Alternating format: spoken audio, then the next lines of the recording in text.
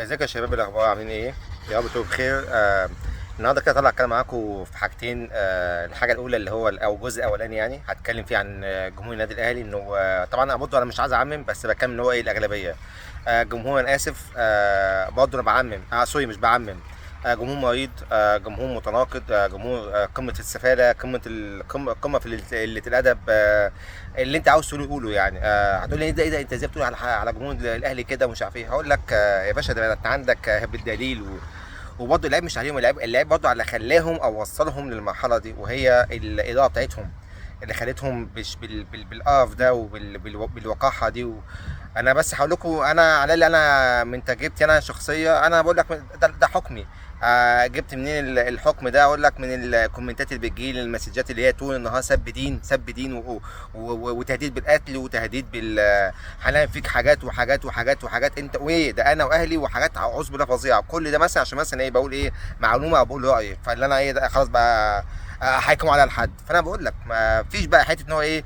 طبعا الا من رحم ربي منهم ناس محترمه دي، والناس المحترمه دي على راسي من فوق. لكن طبعا الناس الزباله اللي بتخش تكتب في الكومنتات وبتجيب ست على طول دي، على ناس ايه، على لا مؤاخذه يعني برضه عشان فيسبوك، مش عشان خوفا منكم، بس على ايه، على يعني على عليه زي ما انتم عارفين، او تحت جزمتي. آه الجزء التاني بقى هتكلم فيه عن القرف اللي احنا وصلنا له كنادي الزمالك وان طبعا انا قلته يعني. بص يا جماعه، انا الحمد لله انا يعني قلتها قبل كده اهو، انا مش محسوب على حد. انا اللي هيخدم نادي الزمالك هتكلم عليه كويس، اللي مش هيخدم نادي الزمالك يعني مش هيشوف مني نور، وبالذات لما نوصل للمرحله القرف دي. في ساعات كمان بعرف مثلا حاجات مش كويسه، بس بقول ايه يا عم، ايه خلاص يمكن يعدلوا، يمكن تتظبط، يمكن النادي اموره تمشي. لكن احنا وصلنا للقاع ده بسبب القرف ده. واكيد في حاجات تانيه، ده اللي انا اعرفه، ده اكيد برضه في حاجات تانيه ما اعرفهاش. فانا شايف ان احنا الزمالك وصلوا ده اكيد في حاجه غلط، والناس دي بتعمل حاجات غلط. الناس دي اكيد بياكلوا بقى مال يتامى، بياكلوا في حاجه غلط، في حاجه غلط عندنا في النادي، فعشان كده وصلنا للقرف ده.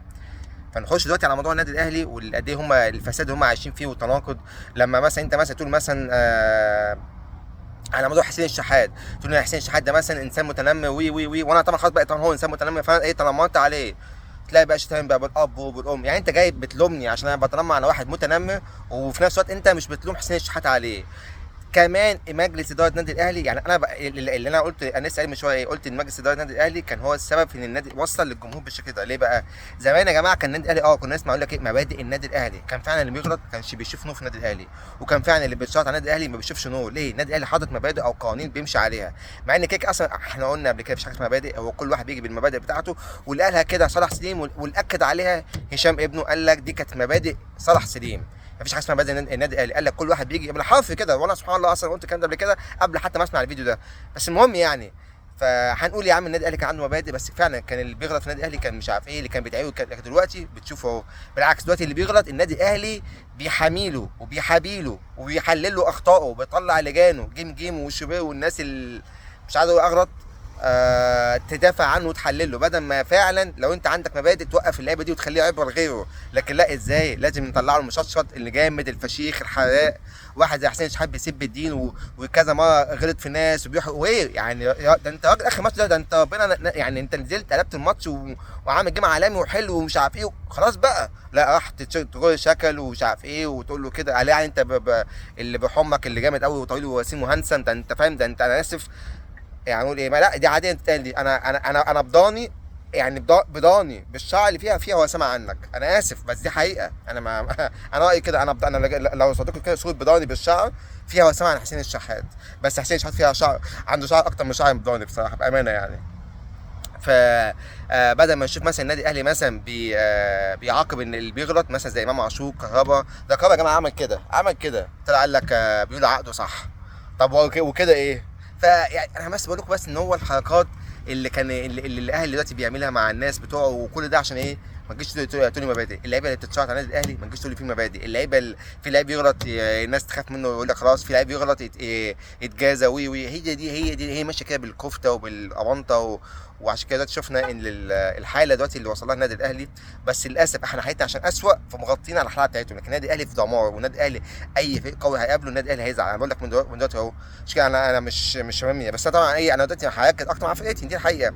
بس زي ما قلت انا بركز مع فرقتي واركز مع في اي فضيحه في النادي الاهلي بطلع اقولها، ولما بطلع اقول معلومه الحمد لله. المصيبه ان انا بطلع اقول حاجه وبتطلع صح، وانا برضه الناس تقول لك ايه انت جت معاك بالصدفه، انت ايه هو كله ما بالصدفه؟ ايه التخلف ده؟ وحاجه ثانيه صحيح على موضوع محمود الخطيب، في ناس تيجي تقول لك ايه لما بنتقد محمود الخطيب انت انسان مريض، ده انسان مريض ازاي تشمت فيه؟ يا ابني انت متخلف. انا اول واحد قلت اول حاجه لما محمود الخطيب لما اعلن ان هو عنده مشكله وكده، اول واحد قلت لا ربنا يشفيه وي هو وامام عاشور وغيره. انا لا يمكن اتكلم على مرض حد ولا اشمت في حد، بس مش معنى ان انا مثلا اقول ايه الانسان ده مثلا سرق، يعني مثلا واحد مثلا عنده مرض تمام، اي واحد عنده مرض اهو، انا جيت قلت له مثلا الانسان ده بيسرق، يبقى انا كده انا كده بتعدى حرمه مثلا المرض بتاعه، بنتقد المرض بتاعه ليه؟ وانا مثلا اقول او مثلا او بتريق على المرض خالص. انا لا اجر واحنا عارفين اللي يشمت في المرض ده ربنا اكيد هيبتليه بحاجه ولا يزعله في حاجه، او انا مقتنع عن كده، انا مش دعوه بحد غير باي حد غير، انا مقتنع ان المرض مهما يعني اي كان اللي قدامك ده، حتى لو عدوك في مرض وخلاص ربنا ابتلاه بمرض او اي حاجه مثلا، ده كان بالله احنا مثلا مصر واسرائيل مثلا، مش هفضل بضحك عليه لا خالص، اقول خلاص عافانا الله ربنا يشفي الجميع وخلاص. لكن تخيل بقى واحد زيي وزيه كل اللي بيني وبينه بس هو انا ما فيش حاجه اي حاجه بيني وبين محمود الخطيب او غيره عشان انا اشمت في مرض حد، ولا انا اقول مثلا مش عارف لكن مش معنى ان انا بنتقد واحد بيعمل حاجه في الكوره او بنتقد اي حد في شخصه هو او في افعاله، اقول مثلا ده حنفي ده بيطلع بيعمل بيقول اي كلام يرجع فيه، يبقى انا كده بنتقد بتاعي على مرضه. فبلاش هبل، بلاش عبط، وبلاش شغل الثلاث ورقات ده، بلاش التخلف اللي انتوا فيه ده، صحصحوا كده. زي برضه الناس تيجي تقول لك اصل الاهلاويه كل البوابين زملكاويه. بوابين يا جماعه اللي زملكاويه؟ اول حاجه طبعا البوابين دي الناس كلنا يعني الناس الشغلانه شايفها وعلى راسنا من فوق، بس فعلا كل البوابين اهلاويه. انا قلتها قبل كده اهو، اعمل وانت حتى بتقول اعمل يا جماعه، اعملوا مسابقه، خشوا على 10 بوابين واسالوا، ان ما كانش منهم 8 بيشجعوا النادي الاهلي يا عم بنتك كسبان. شوف انا بقول لك 8 بيشجعوا النادي الاهلي منهم من ال10، لما كانش ال10 كلهم هيقول لك بيشجع النادي الاهلي. فهم البوابين ويطلعوها فيك انت، يجي يقول لك احنا 20 مليون، هو اساسا مصر كلها 120 مليون، سوري يقول لك احنا 100 مليون اهلاوي، ومصر كلها 120 مليون، منهم 65 مليون ستات، يعني نسبه الستات في مصر 65%، 55%، فانت لو حسبتها هتطلع حوالي 65 مليون كده ستات. هيتفضل كام عندك؟ حوالي 55 دول يا باشا، طلع منهم بقى الاطفال والعواجيز والناس اللي بيمشوا في الكوره والناس اللي بتشجع الحاجه الثانيه. هتصفصف على كام مثلا يا عم؟ هتصفصف يا عم على 45. تمام، 45 دول بقى حط شيل منهم بقى اللي بيشجعوا الاهلي وبيشجعوا الزمالك وي هتلاقي النادي الاهلي لا يتعدى ال 30 يا عم. انا بقول لك من 45 لا يتعدى ال 30 مليون، والباقي هتلاقي مثلا احنا قلنا مثلا لو 30 مثلا اهلاوي، هتلاقي مثلا 15 زملكاوي، والباقي مثلا بيكون بقى بيشجعوا بقى بقيه الفئه الثانيه. فدي برضه حقيقه، عاوز تصدقها مش عاوز تصدقها يا باشا، ارقام روح وشوف، ما تقعدش تهبل، ما تقعدش تقول اي كلام وتقعدوا تهبلوا وتسيحوا نفسكم وخلاص. دي حاجه. وحتى كمان شوفوا حتى في الميديا بتاعتكم هتلاقي اقصى حاجه في الفيسبوك عندكم مثلا مش عارف 18 مليون ولا مش عارف كام، واللي مش عارف والانستجرام برضه مش عارف 10 12، فاهم يعني انت ما فيش حاجه بتعدوا فيها، حتى ما بتجيبوش 20 مليون. هو ده عددكم يا جماعه. ده ده كمان ده معظمها كده اكونتات فيك، وفي اكونتات يعني في ناس بتعمل 3 ولا 4 5 اكونتات بس. يا عم ماشي واحسب تمام.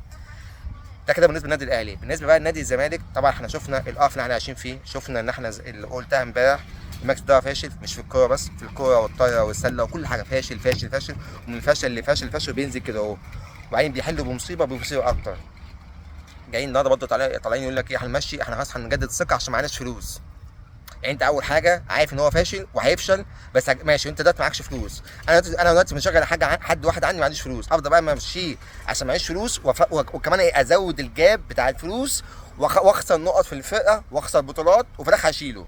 سبحان الله على التفكير. عشان كده بقول لك الناس ازاي الناس دي عندها فكر. يعني انا النهارده معيش فلوس ادفع لفلان، انت دلوقتي معكش فلوس لو تدفع لمازه 10 جنيه، لا هتسيبني بقى اشتغل شهرين 3 4 عشان يبقى مازه مثلا بعد كام شهر يبقى عاوز منك بدل 10 جنيه عاوز منك 100 جنيه، وكمان هو كمان معمل لك خسائر في الشركه اصلا، بيزود لك الخسائر. يعني انا بزود لك خسائر وكمان بزود بدل ما خلاص ما انت كده هتوصل لدرجه ان انت لازم تمشيني. طب تمشيني من دلوقتي، وفر الخسائر، وفر ده. لا مش هينفع، لا انا هزود الخسائر وازود بعد بقى ما خلاص ما البطولات كلها تنتهي ابتدي بقى اجيب مدير فني جديد بقى.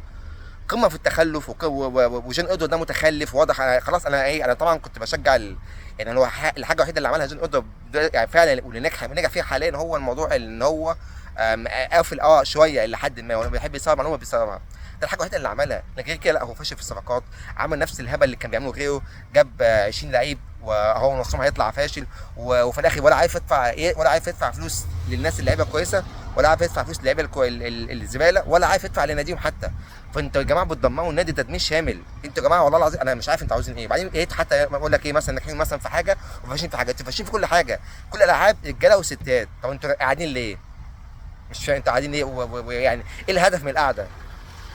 وقلتها وبقولها تاني، عايز اعرف ازاي الناس دي اللي ماسكه نادي الزمالك رجال اعمال وبتفهم وعندها شغل وعندها مخ وعندها وبتنجح. الناس دي ما بتفهمش حاجه، وانا بقول لك اهو والايام ما بيننا الناس رجال الاعمال اللي ماسكه نادي الزمالك دي كلها في الاونطه، كلهم ما بيفهموش، واللي ماسك البيزنس بتاعهم اكيد بقى حد بيفهم، هم بس واجهه كده، وهي حتى واجهه عدله. مش هقول ايه بصراحه، خلاص الواحد خلاص قرف.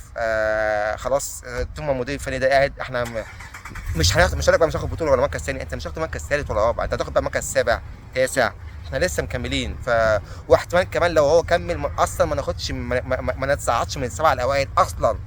انت مش عارف اساسا ان الفرقه دلوقتي اللي هي الاقل منك لعب اقل منك ماتش، لو لعبت الماتش ده وكسبته هتبقى انت مركز سادس. انتوا في الجلاشه، انتوا في البايبار والله العظيم. مش اهلي بقى، انا فكك بقى الاهلي، خلاص ده احنا في حته، الاهلي في حته واحنا في حته. انا كان بقى على ايه، وادي دجله وسيراميكا والمصري وبيراميدز، كل دول يا باشا، والبنك الاهلي ومين تاني، كل دول يا باشا لو كسبوا ماتشاتهم هيبقوا اعلى منك. وانبي لا، انبي هيبقى زيك.